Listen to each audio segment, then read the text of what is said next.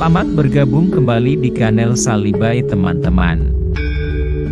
Di sini, kami mengajak Anda menjelajahi cerita-cerita menarik dari segala penjuru. Kami ada karena Anda semua.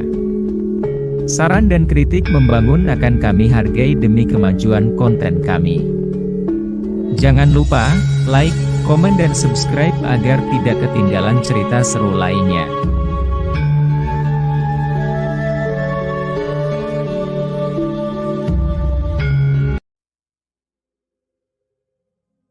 Bujang Katak, begitulah ia biasa dipanggil, karena ia memang menyerupai katak. Kulitnya licin dan berwarna kehijauan, lehernya pun pendek seperti katak. Bujang Katak adalah anak tunggal wanita tua yang miskin. Dulu, wanita itu rajin berdoa agar Tuhan mengaruniakan seorang anak padanya. Tanpa sengaja, ia berkata bahwa meskipun anak yang diberikan menyerupai katak, ia akan tetap mencintainya. Rupanya Tuhan mengabulkan doanya, dan lahirlah si Bujang Katak. Bujang Katak rajin membantu ibunya di ladang. Para penduduk desa menyukai Bujang Katak, karena sikapnya yang ramah dan suka membantu. Akhir-akhir ini, Bujang Katak tampak murung. Ia sering duduk melamun. Ibunya yang heran melihat perubahan sikapnya pun bertanya, "Ya apa yang kau pikirkan, nak? Seharian kau hanya duduk melamun." Bujang Katak menghela napas, "Ya aku sekarang sudah dewasa bu, sudah saatnya aku menikah." Ibunya tersenyum, rupanya kau sedang jatuh cinta. Katakan pada ibu siapa wanita itu dan ibu akan segera melamarnya." "Putri Raja, bu. Aku dengar Raja memiliki 7 putri yang cantik-cantik. Maukah ibu melamar salah satu dari mereka untukku?" Ibunya sangat terkejut. "Mana mungkin seorang putri raja sudi menikah dengan anakku?" pikirnya dalam hati. Esok harinya, si ibu berangkat ke istana. Tak lupa ia membawa sedikit buah tangan untuk raja. Sesampainya di istana, raja segera menanyakan maksud kedatangannya. "Ampun Baginda. Maafkan hamba jika lancang. Maksud kedatangan hamba adalah untuk melamar salah satu putri Baginda untuk putra hamba," kata ibu dengan sedikit cemas. Dipandangnya ibu itu dari atas sampai ke bawah. Wanita miskin ini rupanya salah tujuan. Mana mau putri-putriku bersuamikan orang miskin, pikirnya dalam hati. Meski berpikir demikian, karena sang raja merupakan raja yang bijaksana, raja tak mau mengecilkan hati ibu Bujang Katak. Beliau lalu memanggil ke-7 putrinya untuk menemui ibu tersebut. "Putri-putriku, apakah ada dari kalian yang bersedia menikah dengan putra wanita tua ini?" tanya raja. Serempak putri-putri itu tertawa mengejek. "Hai wanita tua, anakmu mimpi di siang bolong, ya?" Mereka lalu masuk kembali ke istana dan tak menghiraukan ibu Bujang Katak. Hanya putri bungsu raja yang tetap tinggal. Ia menghampiri ibu Bujang Katak dan berkata, "Pulanglah. Katakan pada putramu untuk datang sendiri melamarku." "Bungsu, apakah kau benar-benar ingin menikah dengan Bujang Katak? Ia hanya pemuda miskin dan rupanya seperti katak," kata raja panik. Lebih dari itu, putri bungsu merupakan putri yang paling cantik dan putri yang paling baik hati di antara ke-7 putrinya.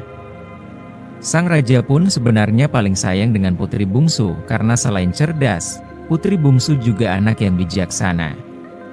"Jika ayahanda mengizinkan, aku bersedia menikah dengan Bujang Katak. Aku mendengar bahwa Bujang Katak adalah pria yang baik." "Bukankah aku harus mencari suami yang baik?" jawab putri bungsu. Raja tak bisa menjawab. Ibu Bujang Katak pun segera pulang untuk memberitahu kabar gembira ini pada Bujang Katak.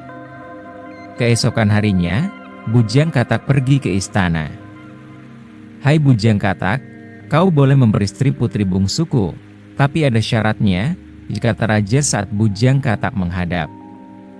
Sang raja sengaja akan memberi suatu syarat yang sangat sulit sehingga tidak mungkin dapat terwujud. Hal ini sebenarnya untuk menolak lamaran Bujang Katak secara halus. Apapun syaratnya, hamba akan berusaha memenuhinya, jawab Bujang Katak mantap. Aku ingin kau membangun jembatan emas di atas sungai yang menghubungkan istana ini dengan desamu. Suatu saat jika aku ingin mengunjungi putriku di desamu, aku tak perlu menyeberang sungai dengan perahu. Cukup dengan melewati jembatan emas itu. Apakah kau mampu memenuhinya? Tanya raja. Siap Baginda. Hamba akan segera membangun jembatan itu, kata Bujang Katak dengan nada yakin dan mantap. Ingat Bujang Katak, jembatan itu harus siap dalam waktu 1 minggu. Kalau tidak, jangan harap kau bisa menikahi putriku, kata raja menambahkan syarat yang diajukan pada Bujang Katak. Bujang Katak kembali ke rumahnya. Ia menceritakan permintaan raja kepada ibunya. Tapi anakku, kita ini hanya orang miskin. Mana mampu kita membeli emas untuk membangun jembatan itu? Ucap ibu Bujang Katak memelas. Bu, dengan pertolongan Tuhan, apapun bisa kita lakukan. Aku akan memohon pada Tuhan untuk memberi jalan kepadaku, sahut Bujang Katak mantap. Malam itu, Bujang Katak terus berdoa dan berdoa. Ia yakin Tuhan akan menolongnya. Pagi-pagi, seperti biasa Bujang Katak bangun dan bersiap pergi ke ladang. Ketika ia mandi, keajaiban pun terjadi. Kulitnya yang tebal dan licin terkelupas. Tiap kali ia mengguyurkan air ke tubuhnya, kulitnya rontok. Perlahan-lahan, seluruh kulit tubuhnya terkelupas. Bujang Katak heran. Ia menatap onggokan kulitnya yang terkelupas. Ia segera masuk rumah untuk bercermin.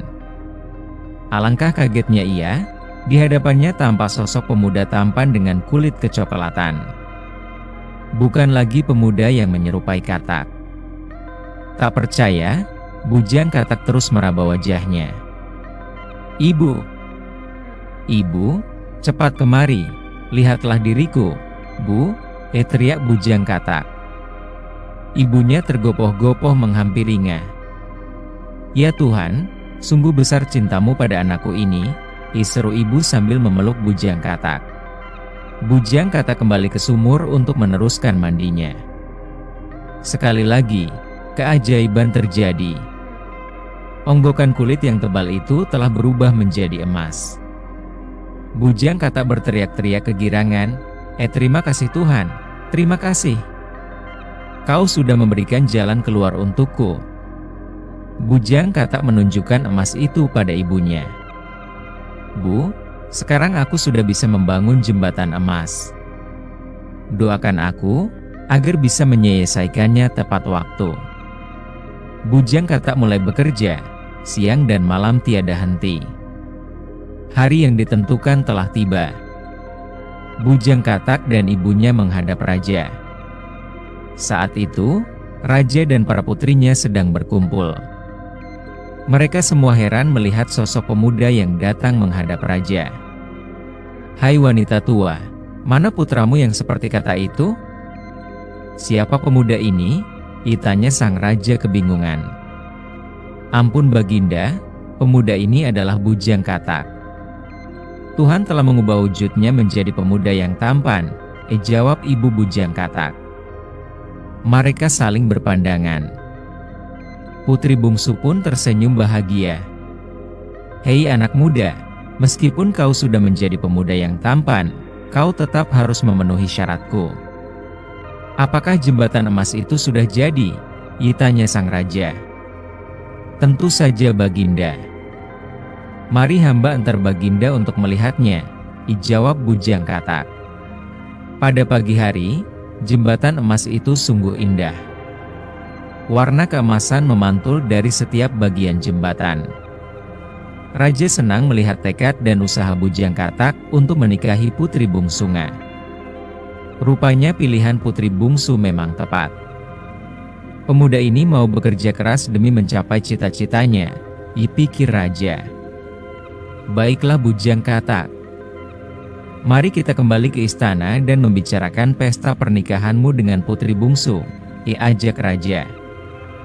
Bujang katak pun mengangguk setuju. Ia mengulurkan tangannya pada putri bungsu. Dengan malu-malu, putri bungsu mengambut uluran tangan calon suaminya.